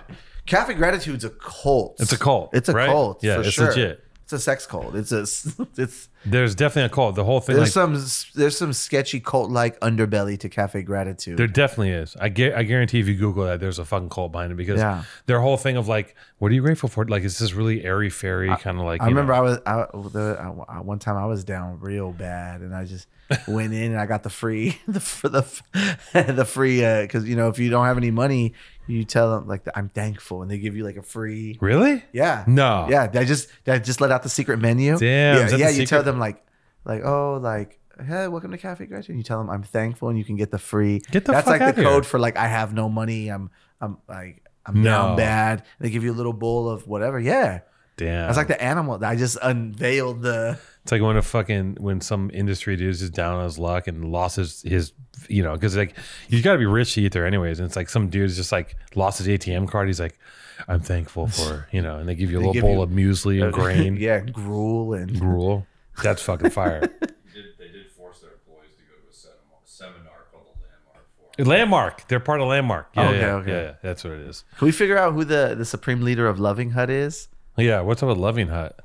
The supreme leader. Qinghai. Okay, from Taiwan. Yeah. 2 million followers. It's a second cult. That's nice. tight. 2 million followers. I feel like if you're a macro or a micro influencer, and I feel like, you know, if you got, it's all kind of cultish, right? Like the Barbs, like the Nicki Minaj fans, that's a cult. Yeah. Like, and the Bayhive, and you know, like. Well, they can do shit. Like, they have power. Like you can. Like Beyonce can sick her people on you if she wants to. Yeah. Like, right. I think Minaj can, like, she can sick her crew. She does. Like, right. She like, go get attack. Go get this person, and they just start cyber bombing them and shit. Bullying you. Yeah. Or like the BTS. We love BTS, by the way. BTS is cool. No beef, but the movement is strong. We're not beefing. I'm not distant. We're acknowledging the BTS. What's he doing? Is that the camera? He's scared of BTS? I don't know. We love BTS. Damn, this fool's shook. He's scared shitless of BTS. We love BTS. BTS has crazy fans too, right? They'll just they'll fuck you up. I've seen it happen to like one of my friends, and they'll find like you don't even tag anyone. You'd be like, you can just tweet like, man, BTS sucks. Next thing you know, you have 3,000 K-pop fans in your fucking mentions. Oh yeah, like sending you gifts of K-pop choreography with messages like "kill yourself." And it's like, so tight. Yo, that's diabolical. They went after Trump too, right? Didn't they go after? We love BTS. Yeah, fuck with you guys. Come on, BTS, BXR, let's go. Yo, would you if you got the call? Like, yo, we need the What what is it? That's the Korean? BXR, BTS Korea, South Korea. Let's go. I'll take that check. Yeah. Come on. Yeah. One of the dudes wore a Babylon shirt because they do vlogs and stuff. No. So yeah, this was like a couple years ago, like 2 years ago, and like, so one of the dudes wore like a Babylon shirt, and then like, I mean, they do their thing, like Lee and them, they kill it, and then like Lee will tell you that shit just went.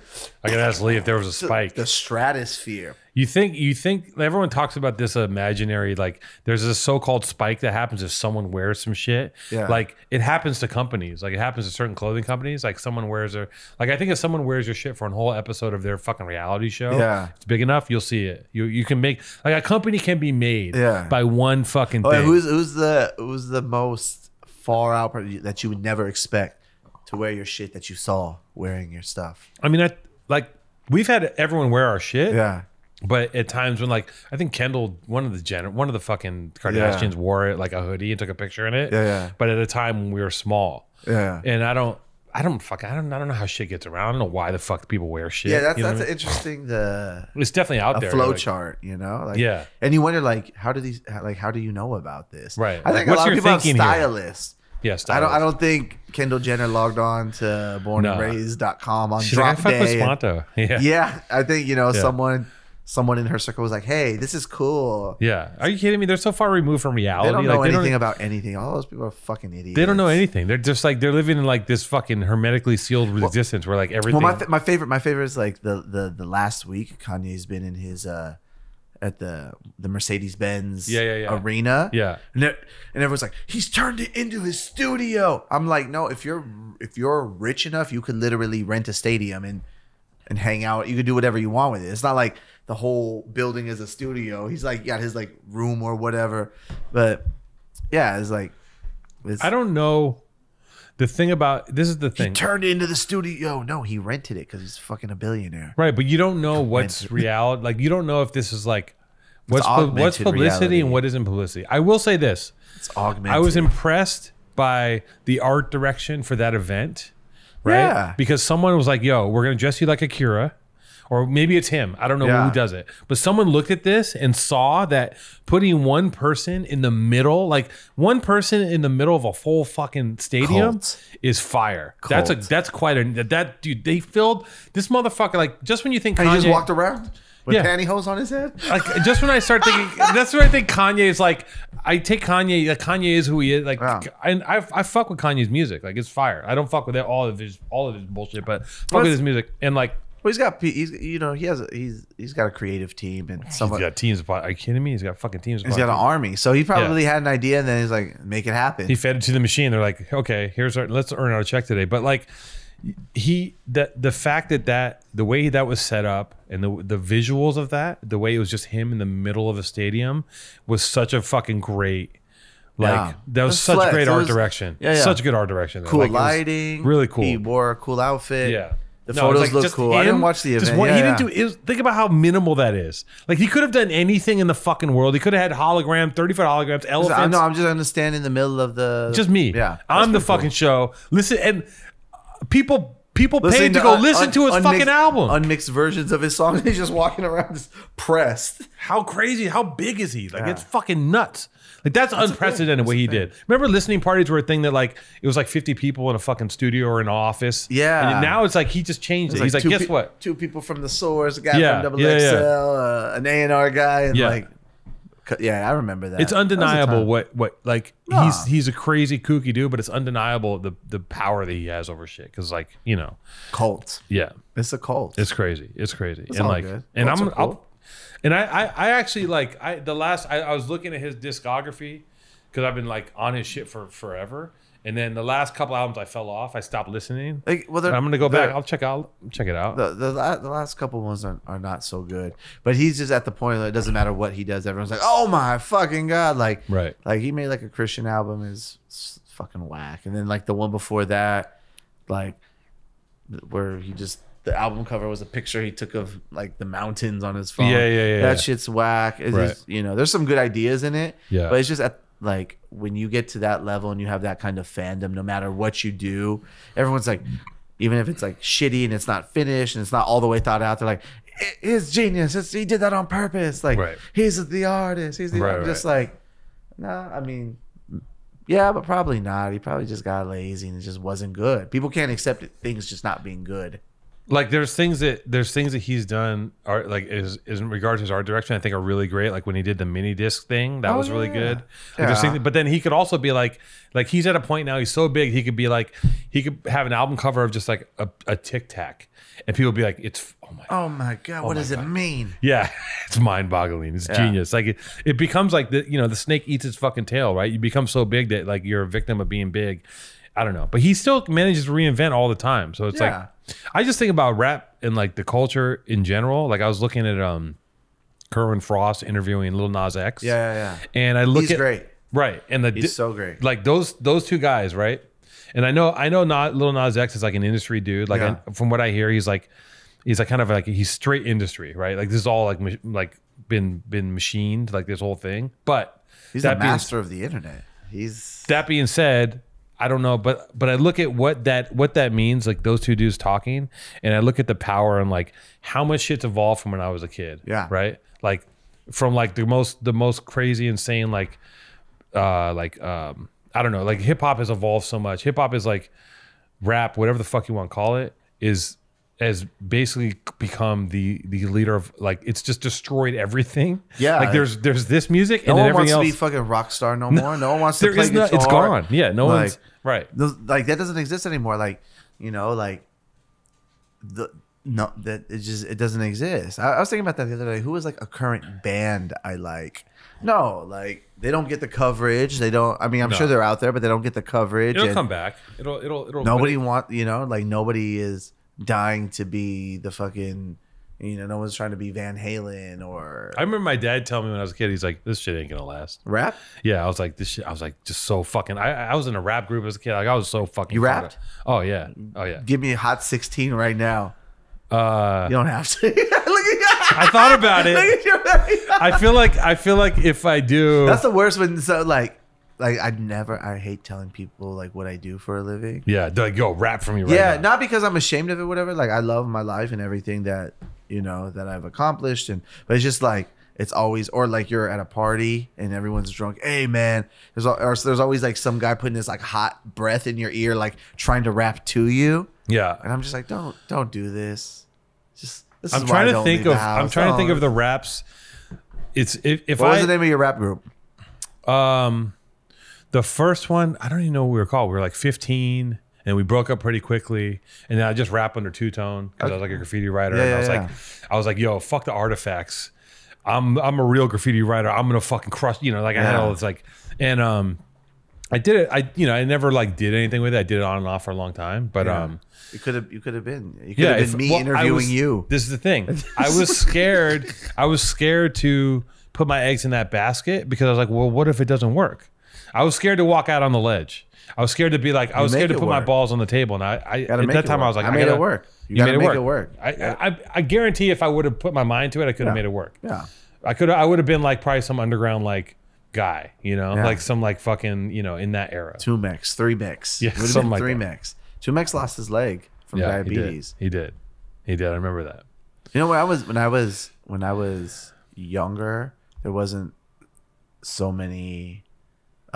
There's only like two types of like Mexican rappers. Mm-hmm. You were either like super essayed, like Vato, whatever, or you were like the Project Blowed Underground. Right. My lyrical kinesis, spiritual whip, metaphysical. My telepathy is like leprosy. Mind scan, the brain pan, and the patterns. I'm like, dog, where is like the swag? Where is like the like why do we have to be like these two extremes, right? Yeah, like you're either like Little Rob or like of Mexican descent or something like that. So growing up, there wasn't a lot of like to take from. Yeah. Like, those like, yeah, God bless them, but like they're important. They're important, but they weren't like, they didn't, alter my trajectory. Right. So like, and over the course of like 10 years, like I've survived every fucking label that you're a blog rapper. Oh, you're a hipster rapper. Right. Oh, you're whatever. And I'm like, no, like I'm the fucking real deal. And I got the plaques to prove it. And like, and I got my shit popping outside of like, in the system and outside of the system. And I was talking to Sour Milk about this. Like people are amazed. They're like, oh wow, you're Mexican and you rap like that, right? Like it's, you're like, how am I supposed to rap? Yeah, no, but they don't like because there's like no blueprint. Yeah. There was like now there's like I see like all the time. There's Bad Bunny. Like growing up. Like now, if you're like a teenager growing up, you have so much to pull from. Yeah. You have all these different communities that you create online. Things that you pull from that experience, or Bad Bunny. There's like these different trailblazers, people who are redefining what it means to be Latino in rap, or right. or and when I was like 15, 16, though, I didn't have that. No, there wasn't a lot of. Bro, I had to like. It was like really bad Chola rap. Yeah, and then it was when like. I was getting started, I had to go to fucking like. Had to go to like Lamar Park, like to go fucking prove that you're a good rapper. You have to rap in front of people. It's not just like upload. Yeah. And I was like the oddball out because like like little Mexican kid from the other side of town with a little fucking bowl cut. I had like a bowl cut. Yeah. Like no, at that time I had the Oscar de la Hoya, a lot of hair gel, LA looks, and then like the little swoop up. Oh my god, yeah. Like but like I'm like no, like let's go. I feel like Project Blowed was like this movement of like everyone outside of, because gangster rap took over everything. Yeah. And it was like everyone on the outskirts. Yeah. But like the heavy, I remember the first Freestyle Fellowship. But like a lot of those dudes were like some of them were banged out. Yeah, they were super banged out because there 100%. there would be time where there'd be like super like crazy Bloods and Crips up there. Yeah. And like, everyone's battling, dissing each other, whatever. You say something wrong to someone in like a battle and like someone will pull a gun out or someone, oh, for real, cuz like they want to fight you or something. Yeah. So it's really, it's a lot. Well, that's crazy. See, that's the thing too, is you lot. think about that kind of artistry back then. Yeah. And a lot of those dudes never got their due. Yeah. Like you remember fucking Pistol Grip Pump? Who the fuck Pistol Grip Pump in my lap at all times. Yeah. Volume 10? I'm not Who sure. did Pistol Grip Pump? But that whole era, like I was so sucked into that shit. Like I was so caught up in that fucking It's shit. very LA too though. Bus Driver, Bus Driver still Volume 10. Yeah, Volume 10 Pistol Grip Pump. Like I feel like if kids, because kids dig. I feel like if they come across that shit and like really listen to it, they're gonna have their fucking caps peeled. Because some of that shit is like, it's far out, man. it's crazy. It's far out. Like it's like motherfuckers rapping about PCP and fucking science fiction, ray guns and Islam and philosophy and all Style Messiah, bro. Like it was like fools were on some different shit. Yeah, shit was out there. I mean, it's look, man, it's problematic to be too early and like and always, right? If you're too early, like, what is it? Fucking settlers, pioneers get the arrows, settlers get the land, right? Like if you're too fucking early, you miss out on being a part of the zeitgeist because you're too early and people aren't ready for it. They're just like, it's like everything is moving in these like waves and currents and you have to like position yourself properly and catch it. Yeah. And no one knows how to, a lot of people don't know how to do that. You just do what you need to do. And if those people don't do that stuff, then we don't get to have the other stuff. So it's just like someone has to kick the door down and someone has to pave the way. But it sucks oftentimes being the most original or being the most talented, the most skilled, to like really make it's a combination of things. You have to have like good people around you, a little bit of luck. You have to have a good work ethic. But sometimes being too far ahead of everything is not the most lucrative. And but sometimes I kick myself in the ass a lot too, because like when I was like, what the fuck? Like, yo, I know I'm dope. Yeah. I see it. Everyone who hears it and sees it knows, like, what the fuck am I doing wrong? Like, you just can't be like, well, I'm just too far advanced for the world. No, you gotta, like, you just gotta keep at it. And hope that, one day someone gets it. You just gotta keep pushing it forward. I think. You keep pushing. That's all you I've pivot, done. you position, you inject, you move around. Like you gotta figure it out. coagulate, You coagulate, you marinate. Are we stimulate? Staycation. You staycate. Californication. Liberation. Soup plantation. Supreme Leaderation. Soup plantation. Biscuits. Menstruation. Manstragulation. Regulation. Triangulation. Triangulation. Radio. Damn, did I just get served? Bars. Bro, did we just battle and I lost? Yeah, you didn't know. Subliminal battling. Like I didn't. Damn. I don't tell you we're gonna battle, but you know, we could spin this. We could spin this episode as the ultimate rap battle. Yeah, where's Heavy at? Oh, I was looking for him. Where's Heavy?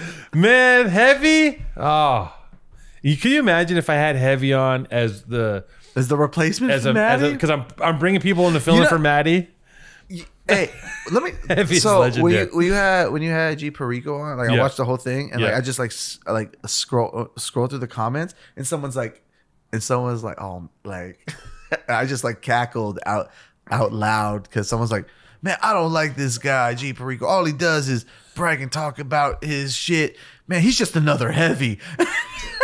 I'm gonna find the comment and screen cap it, and I'm just like, that is so not accurate. These people, and you would not say that to his face, and you're insane. These people have no idea. You are typing that from a basement in Winnipeg, Manitoba. 1,000,000%. There's no context. No context. There's no fucking context.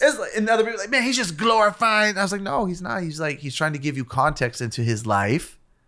And that's what it's like, do you not have deductive reasoning or like listen, that was the most he did not ever glorify. That was the most unbanged out gang related conversation but like some of the comments like, man, so this is what PTA has come to, just two-tone inviting these gangbangers up here.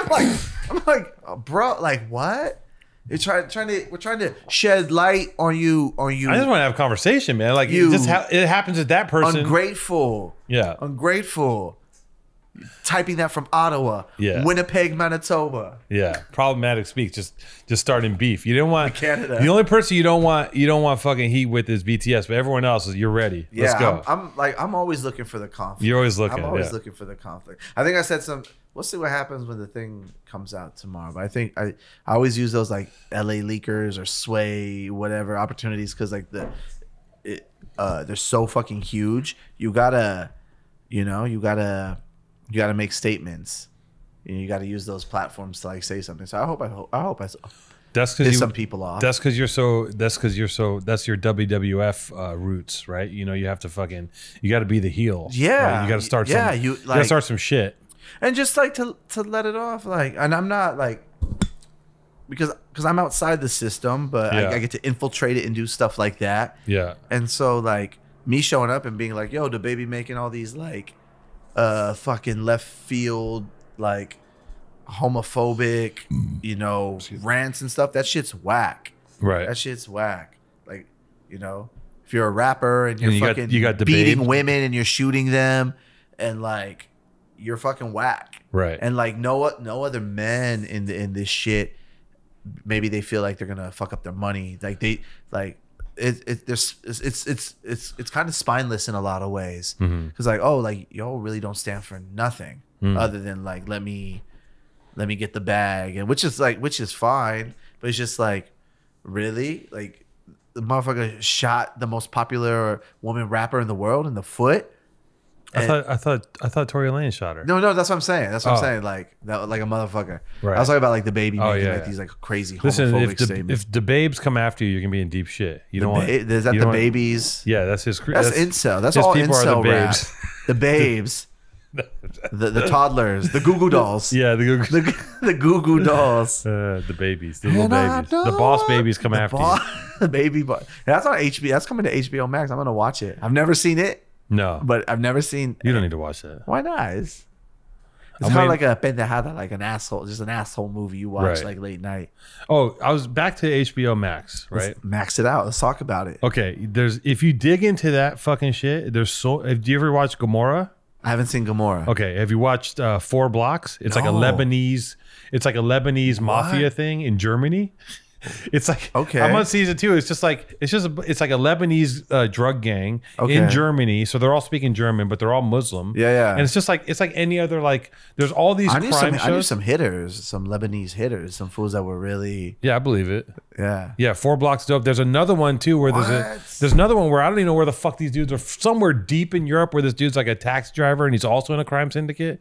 Like, there's so many of these weird little shows, but you should watch Gomorrah. Gomorrah's like, I've seen it. Like when it's it was on my recommended. Like on you gotta watch it. The big header. It's so like, sick. It's just like check it out. just for the set design in Gomorrah. Like every TV has a fucking Baroque gold frame around it, and like every dining room table is just there's a huge flat screen in front of it. Like the art direction Drake's of like house. It's crazy. A lot of gaudy. Gold. Yeah, but it's like in the Italian projects. It's fucking fire. Oh shit! Yeah, it's tight. It's like it like turns the whole thing of the Italian mafia on its ear because it shows like the street level side of it, like the original Gomorrah movie. Like that kind of I'm gonna look into it because I'm always looking for something. A lot of good shit. Oh, Mr. In Between. I know I talk about that a lot. You gotta see that one. I haven't seen Mr. In Between. Mr. In Between is fire. Australian crime shit. Yeah. Okay. You know what else I watch is Hacks. You seen that thing on HBO? No, dude, you're putting me on everything. Hacks is fire. I was like, I don't want to watch this. And I couldn't stop watching it. It's fucking great. Damn. Well written, funny. And here I am, like, I like Gossip Girl. Yeah. Like, I forgot you're real deep into the cinema. And I'm all right. No, you tried to air me out for. I was making fun of you. No, I know. He's like, I like those movies too. No, I was like, I'm not gonna lie about things I like. I'm like, this is what I this is like. what Harry I Potter. like. 10 Things I Hate About You, Empire Records, The Notebook. Let it be known. Let it be known if that's what you like. Yeah, Donnie. Yeah, I was like, man, you like freshman art school. Like, yeah, I like that. I just learned about cinema. Citizen Kane. Have you heard of it? How about this? Have you seen Outrage? No, what is that? Beat Takeshi. It's like Japanese mafia movies. Okay. Just fuck everything else I said. Watch Outrage. Okay. Because you want to see a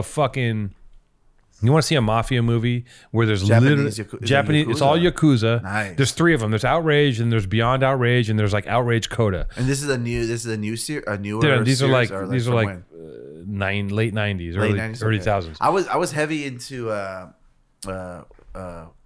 what's the name? Suzuki films from like the 60s. These avant-garde Yakuza flicks like Branded to Kill, The Tokyo Drifter, like. It's some Criterion shit, you know. We used to have the Criterion. Yeah. Some of that shit. No, but it's like they fucking this guy was because they had their studio system where it's like, all right, we're just gonna get directors and you crank out these generic films. You make 5 films a year, and this guy was just like, all right, these like low budget, but I'm gonna make them super artsy and avant-garde. It's like Japanese Roger Corman shit. It's like noir. It's like psychedelic noir. Right. Like these guys fucking having a pistol fight in this like big empty white space with like a lady playing the piano and in snowfall but they're in a room. It's like a haiku on acid and shit. Yeah. It's stuff like the Tarantino takes from. You gotta watch Outrage. I'm gonna check it out. It's like there's no fucking fat. Like there's no fucking monologues. It's just like they go, I don't like you. And then they kill someone and they have another conversation and someone gets beat up. Like it's just like boom. It's like so clean and like I love it. Oh, it's so good. I'm already in. Yeah. I'm in. You gotta watch it. I'm gonna check it out. Yeah. I'm gonna check it out. Hell yeah. I'm into that. How we do? That's a solid hour and a half. Really? We just been going an hour and a half? Oof. All right. Going ham. We've been going around and around. Yeah, let's pop the rhino. Let's give the people what they really want. Let's pop the rhino. Let's pop the rhino. Just cut to just I was hard dicks and bubble gum. So I'm thinking that the show I'm gonna have on the 20th at the Roxy is still gonna happen. Like, even like at this level, I'm super like neurotic about everything. Like, what are the ticket counts? Like, how's it going? Like, I can't just like let things be. But like, it's like almost sold out. No, yeah, really? With like 20 days left. Is it just you? No, yeah, I'm the headliner. I put some of my homies on. Okay, like dudes I grew up with that are fucking dope that are also doing it. And wait, what's the date? August 20th. But like, so you're coming back then. You're not here I'll the be whole back on time. the 14th because I'm actually like I'm adding some like live musicians to like beef up the beats. And damn, that's crazy. And like I've done the Roxy before and sold it out, and it's like, and yeah, we had like visual screens, we had visuals going, but I'm just like, okay, like what else? This is like what else can we do now? So we have like a set design. We have like all these this light, like the homie does these installations. So the DJ booth, like I'm gonna be on a riser. There's all these like geometric shapes with like map projecting. Okay. With the musicians on risers and the visuals going, like syncing the visuals to like the songs and like just like really like, okay, what else can we do? Because like this is the stuff to keep you entertained. All this like when I say like the baby. if you hate gay people, throw your hands. You know, whatever he's. Did you see it? You saw that, right? Yeah. So it's like, he's like, he goes, if you ain't got AIDS, or some shit like that. Like, okay, like as someone who like has performed at the festivals and has done like all that shit, like, okay, literally, you could have said anything. Right. You could have said anything. Are you having a good time? Put your phone in the air. Are you guys fucking tonight? Put your phone in the air. You could have said, if you know you're loving the show, if you love the baby, put your phone in the air. If you don't got HIV and this gay disease and you're sucking dick, and he said, ladies, if your pussy don't smell like water, put your phone in the air. And I'm just like, that like you. It's like Eddie Murphy in '84. Behavior. Yeah, I think he had he was pissed off about something rubbed him the wrong way. That's real weirdo behavior, though. It's like, bro, you literally just wanted to tell your fans to put their phones in the air, but you just went on this whole like. He's like, man. And people with AIDS, you die in 2 or 3 weeks. It's like, one, you're spreading like, yeah, he said that. You're spreading lies. Like, one, you're spreading lies. 2, you're discriminating. You're stigmatizing people. You're being homophobic. Yeah. You're being you're being like all these things just to tell your fans to put your phone. But it's also a wild throwback. Like AIDS is not even like on the like wild throwback. Like, what the fuck are you talking about? Yeah, it's just like, bro, you sound like Reagan in like 80. In 88. Yeah. Swing the dick. Swing the dick. Swing. Swings the dick. That's a dick. It's a slime dick. Dick. I like that. We're gonna get you the boop, boop, boop. Burr, burr, burr. I would love that shit. I want sound effects. Yeah, all that stuff. It's time. All right, now we're going to go out with some bars. You ready? Swing. The dick. Swing the dick. Dude, you got that was in high school. Everyone did the grinding beat. Yeah. Swing the dick. Swing the dick. Swing the dick. Maddie's gonna be bummed he missed out on the dick swinging. Yeah, he's about it. He's about the dick swinging. I was ready to. I was gonna suck his pee-pee off, the skin, right? like a little wonton. He's a food man. Give me the wonton. Give me the wonton. Get you guys. I don't know, man. A game of gay chicken between you and Maddie would probably fucking. Hey, there probably would be if you're hot and I like you, I want to have sex with you. Yeah, there is no fucking parameters. Yeah, this is not the spectrum's fluid. This is not a baby concert. We want to suck each other's dicks in the parking lot. We want to. You know, we want to do finger butthole submissions. Right. Make them tap. Snap. Yep. Make them tap. Snap a knuckle. Undo the belt buckle. Let's start to. What belt are you right now? I'm blue. Okay. Which is like, what I realized is like a blue belt is basically a white belt. Yeah. It's like you just like the blue belt is basically like the beginner. Yeah. Who stayed long enough to be a beginner. Yeah. You know what I mean? That's what I think. Yeah. In the beginning of a blue belt. But you're in it though. How long have you been rolling? I mean, before the pandemic, I think it was like a year, and then after I got vaxxed, it's been I don't know, 4 or 5 months. Yeah. Where do you think you caught the Delta from? Because you were out here when you were throwing events. You shut the freeway down. Right. There was a lot of bodies. Oh, that shit. I was like, I'm putting this fucking vax to the test. I didn't think you could get it. Yeah. I thought it was bulletproof. I was like, I'll do anything. I don't give a fuck. I'll do anything. So Dead City Punks was like Punks was like disgusting. Like it was like aerosol. It was dirt from the ground. Yeah. Aerosol. Fucking everyone's got spray paint with fire like this. So it's like paint, fire, and dirt, just like and just people just out of sweaty, control, chaos. dirty, hitting the tanks to get. It was like half rave, half punk show. Like we had the photo booth in the back. Yeah, I remember seeing like these kids in the beginning. They were moshing to R&B, like a slow mosh. They're like slow moshing to fucking R&B. Throw like on that Jodeci, yeah, freaking you. Yeah, they had DJ, it was crazy. They had DJs. It was fucking nuts. It was a wild event. No, they're throwing that genuine. My whole life has changed. Yeah, exactly. That's the kind of. They were slam dancing to fucking Genuine Differences. Yeah, they were slow moshing R&B. It was fucking wild. Insane. So like, I did that, and then I did the Power Tools thing, which was like no one had a fucking mask on. Yeah, we're in the fucking shit. Like it was back. It was packed 1,000 plus. You're part of the problem, brother. Part of the problem. But then my girlfriend got it. You were throwing super spreader events. Come on now, let's bleep that. I don't want to be held liable for what he just said. I'm just joking. We didn't know. We didn't know. That. Everyone's vax. We check your vax card. Yeah. The whole nine, right? What do you think? Like, quick side note. Like, what do you think about like in like Australia and Macron in France? They're like, yo, if you're not vaxxed, like he's like, I've had enough of this shit. If you're not vaxxed, you can't go to the bar. You can't like go to work. You can't do this and that. You know they're having massive protests in Australia. In Paris too, right? Yeah, but you're seeing kind of like this like anti-vax MAGA wave of, because they got neighborhoods in Australia shut down, blocked off, and I'm seeing it like in my like friends' stories and stuff. And I follow one of my friend's moms, and she's like in this march with like, everyone in Australia is white, you know, it's like 100,000 people in the street marching like, we want our liberty, no more lies. So it's like, yo, this is like the same as like we're not gonna take the vax. This is the government infringing. Don't tread on us. It's like, oh, this is very similar to. Listen, man, as a species, we cannot handle. Everyone should not be allowed to provide information. Yeah. And everyone should not be allowed to ingest this much information. We can't deal with it. The homie said, he's like, I'm glad the Delta wave is coming. The first one didn't kill enough people. He's like, you know, this is our natural selection. I mean, I think Thanos is right. No? Right? I feel like I would take that. You know what? Let's fucking go. Half the people disappear. Let's go. Yeah.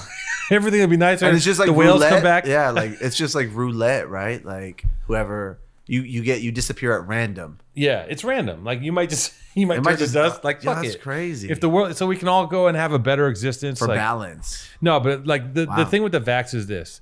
The government's a piece of shit. I know this. Like I don't trust the government. I don't trust anything. I get it. I understand. I'm dubious, but there's a point at which, nice, he did it. There's a point at which swing the dick by the balls. There's a point at which you have to put your faith in something, in the thing that we're in now, and we're all in this thing together, and we all have to. I have to assume that the government doesn't want to kill me in 10 years by pressing a button, and if they do, that's cool too. Like I'm good. Like you can snuff me out with the fucking the nanobots. I've already done all the drugs. I've done all the parties. I've done everything. Whatever. The people that won't take the vax are also like people who are fucking taking Lexapro every day and fucking 10 other things. Like what the fuck are you talking about? And the vax up on pharmaceuticals, right? Yeah. And the vax thing too. They're like they figured the vax out in 6 months. No, they've been working on this vaccine from the SARS virus for 10 years. Yeah, they South altered Korea, it. Yeah, they were working on it. It's not. There's too much misinformation. Just fucking. Me personally, let's all take the vax and move on. Because I don't want to. But it's not as simple as that. Because everyone has an agenda. Everyone is everyone is individualistic. Right. There's no working towards the greater good. Conspiracy theories, misinformation. It's just like, it's a conspiracy. Like really, you think the fucking government who hates everyone and like wants to work you to death, you think they want the economy shut down? You think this is a scam? This is literally happening all over the world. It's not just happening in LA. It's happening in the U. It's like literally the world is on fire. The entire world is on shambles. The entire planet has this shit. Think outside of yourself for like one moment. Yeah. Look at India. That means. Like you think it's not real? India, people think it's Brazil. fake. The whole world got together and faked this shit. Like, come on. I lost a good friend to it in January. He caught it. And he was tweeting. He was pretty active. He was a big part of the music scene in Mexico. Yeah. Like big part of the rap scene in Mexico. Promoter, just innovative, super innovative. He got it. He was in a hospital, tweeting on Monday, like, oh man, I got that shit. Like, I'm here. I'm in the hospital. The following Tuesday, he was dead. No. And his tweets are still up. Like, his last tweet was just get the fuck out of here. He's he tweeted like one day before he died. He's like, my people, please take this shit seriously. He's like, I don't want to die. You don't want to have to depend on oxygen. I'm scared that if I close my eyes, I'm not gonna wake up. No. And that was his last tweet. And then the next day, he was dead. How old is he? 31. 31. People homie. And like, this is not like, you know what I mean? Like when I explain that to friends of mine who won't take it, they're like, yeah, that's what they tell you. I'm like, but I know people who directly know people. But I've seen it. Yeah. Like when the cases were like sky high in here in Los Angeles toward, like last year, my uncle, the one you look like, I just want to hug you right now. I just want to sit in your lap. Beto. I want to Tío Beto, Tío Beto, Tío Beto, Tío Beto. You know, he died of he had heart problems, so he went in to get his heart scraped up, a procedure. It was supposed to be outpatient. Went into cardiac arrest and passed away. That was like the week before Halloween. They had my uncle's body in on ice they didn't bury him till almost a month later because there was no space at the morgue. Oh yeah. There was no space at the funeral homes. Right. He had his plot, at like Rose Hills, and there was no appointments to bury. Like they couldn't bury people fast enough. It's just like I get the skepticism. I hate the government too. Yeah. 100%. I'm on the radio saying I hate everyone. I hate the Trumps. I hate Obama. They put me on no-fly list for the shit that I say. Right. Like trying to not let me in the country anymore. But it shouldn't be a political situation. But everything gets politicized. There's too much distrust. I mean, the government has done historically done horrible shit to its people. Of course. Right. But I feel like this is one thing where you have to like go, well, you got to look at it and be like, okay, well, this is, I don't know. And also like, I think the thing that's comforting is that there's 5 options or whatever of vaccination. Yeah. So it's like, there isn't, what are they doing? The government controls them all and they're giving you these options. Like, no, these drug companies are making these things. They're trying to make their fucking money, but they want to keep us alive.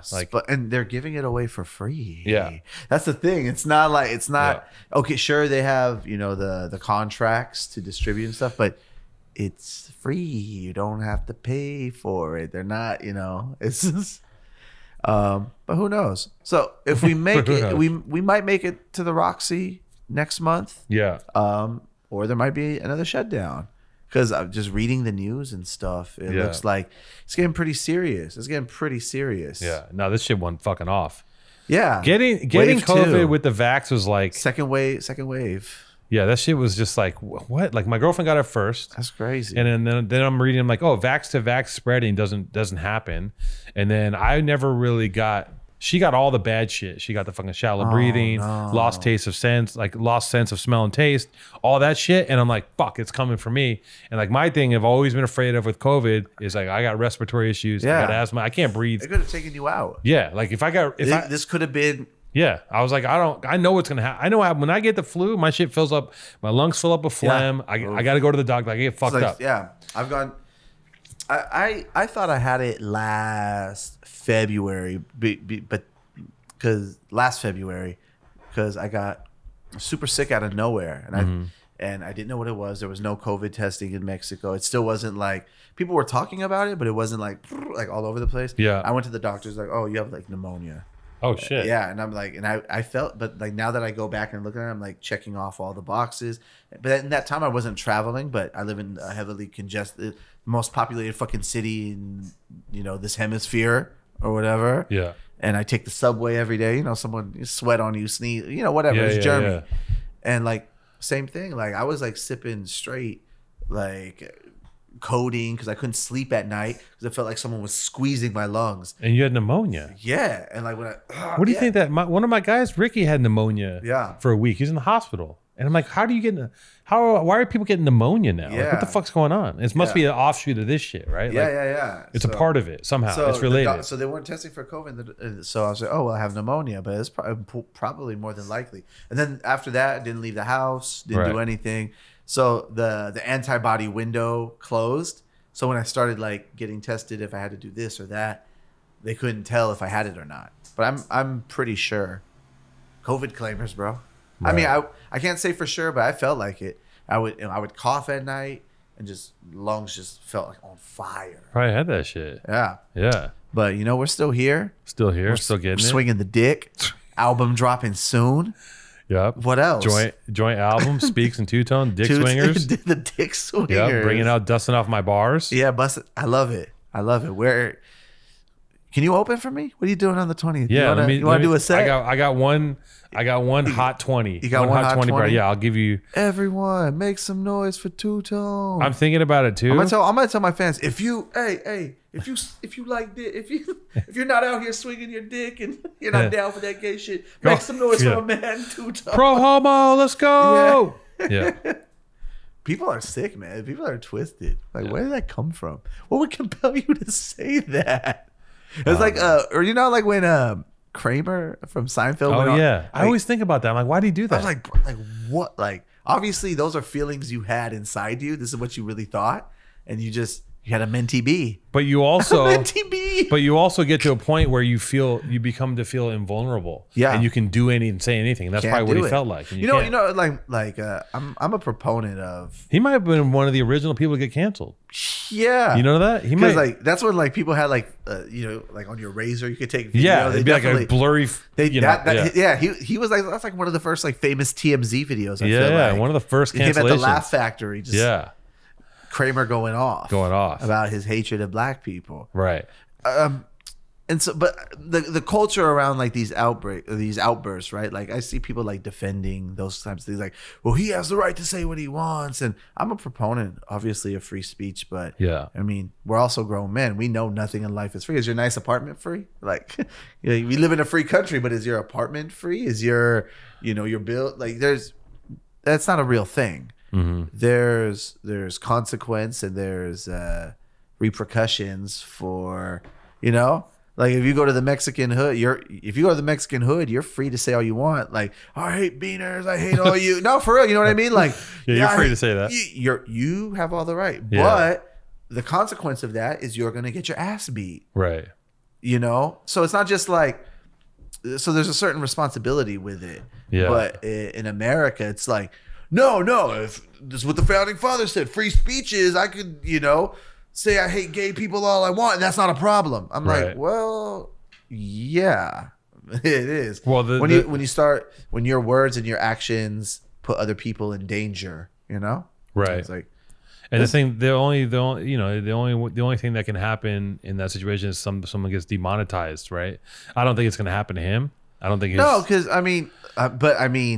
but you're talking about he's doing songs with like Dua Lipa, right? And like these global pop stars, and she comes out with a statement like, I'm disgusted with his remarks. Right. Like, yo, you'll never be on a Dua Lipa song ever again. Or you know what I mean? Like, meh.